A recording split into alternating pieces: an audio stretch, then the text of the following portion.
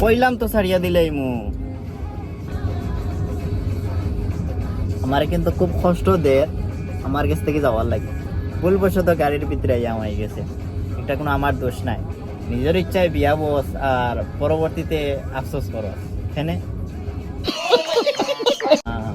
আমি গাড়ি চালাই আর হঠাৎ করে আমার গাড়ি থামাই গেছে। তো এখন যাইতে করি খুব চটফট করে অনেক সময় থাকি। তো ওই আরো ছাড়িয়া দিলে একটু সবর কর, আমি একটা ভিডিও বানাই দিই সবর লাগে। তো পাখিটা দেখি একটা জিনিস মনে হয়েছে, আমার খুব ভালো লাগছে পাখিটা। তো বুঝলাম মনে মনে একটু টেক কেয়ার করতাম, একটা খাঁচা কিনতাম আর তারে একটু বড় করিয়া তারপরে স্বাধীন আকাশও ছাড়িয়া দিতাম। তো তার যাওয়ার তারা দেখিয়া আমার আর মনে হয় যে এখনো ছাড়িয়া দেওয়াটা তারই দরকার।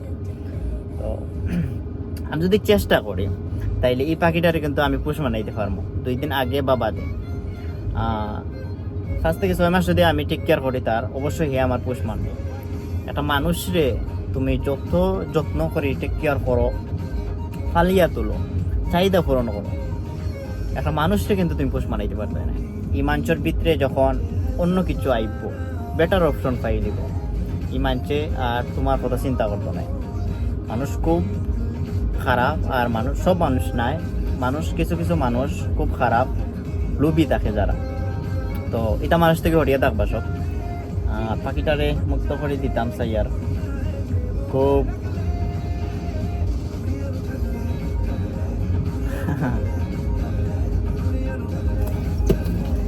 গেছে কি আমার হাত থেকে খুব খুব অনেক সময় থেকে আমার গ্লাস বন্ধ, অনেক সময় থেকে ট্রাই করে যাওয়ার, কিন্তু যাইতে পারেন না। এখন অবশ্য ছাড়িয়ে দিলে তারে।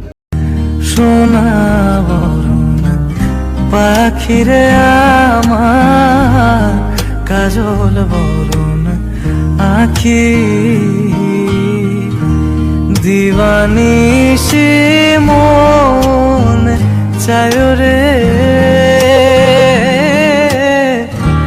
বান্ধা তোরে রাখি রে আমার সোনার ময়না পাখি।